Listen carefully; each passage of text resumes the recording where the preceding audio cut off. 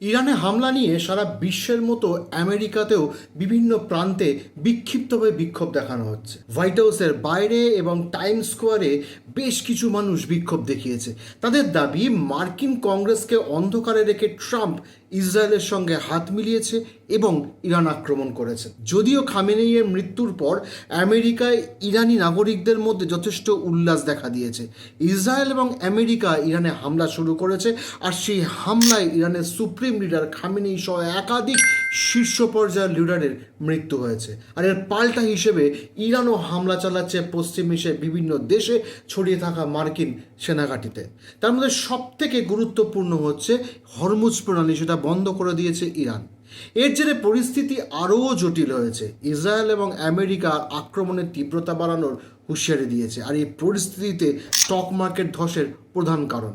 এই পরিস্থিতিতে আমেরিকার বিভিন্ন প্রান্তের মানুষদের উপর সমীক্ষা চালানো হয়েছে। তাদের মধ্যে 27% ইরান আক্রমণের পক্ষে মত দিয়েছেন, ট্রাম্পের সিদ্ধান্তের বিপক্ষে রয়েছেন 43%, বাকি 30% আমেরিকান এ বিষয়ে কোনো রকম মন্তব্য করতে চাননি। আপনারা কি মনে করেন?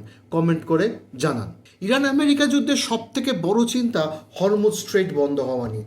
অফিসিয়ালি এই প্রণালী খোলা থাকলেও ইন্স্যুরেন্স কোম্পানি ইন্স্যুরেন্স দেবে না পরিষ্কার বলে দিয়েছে। আর ইরান সব অয়েল ট্যাঙ্কারকে থ্রেট করে রেখেছে। অলরেডি 3টে ট্যাঙ্কারকে হিট করে দেওয়ায় আন্তর্জাতিক বাজারে অশোধিত জ্বালানির তেলের দাম বেড়েছে প্রায় 10%। ব্রেন্ট ক্রুডের প্রতি ব্যারেলের দাম $82 ছাড়িয়েছে।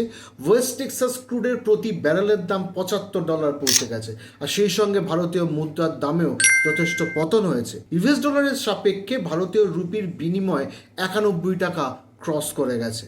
বিশ্বের প্রায় 20% তেল এবং গ্যাস এই সংকীর্ণ প্রণালী, মানে 21 মাইলের একটা সংকীর্ণ প্রণালী দিয়ে প্রবাহিত হয়, যা এটিকে একটি প্রধান বৈশ্বিক বাণিজ্যিক চোক পয়েন্ট বা ভালনারেবল রুট হিসেবে এত গুরুত্ব দিয়ে দিয়েছে। আর সেই জন্যেই ইরানের এত রোয়াব দেখানো। কিন্তু এই যুদ্ধ কিন্তু সহজে শেষ হবে না। ট্রাম্পের কথা মতো আরও মিনিমাম 4 সপ্তাহ চলার কথা হচ্ছে এই যুদ্ধের। ফলে সারা বিশ্বের কাছে এটা একটা থ্রেট হয়ে গেছে।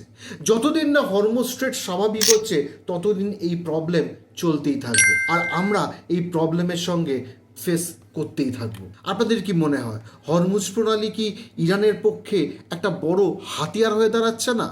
আমেরিকা আর ইসরায়েল আরও 4 সপ্তাহ দিয়ে যুদ্ধ চালায়, কি হতে চলেছে আমাদের ভবিষ্যৎ? তেলের দামই বা কোথায় যেতে পারে? বিশেষজ্ঞরা বলছে, এই তেলের দাম যদি এরকম যুদ্ধ চলে, $100 থেকে $110 প্রতি ব্যারেলে পৌঁছে যেতে পারে।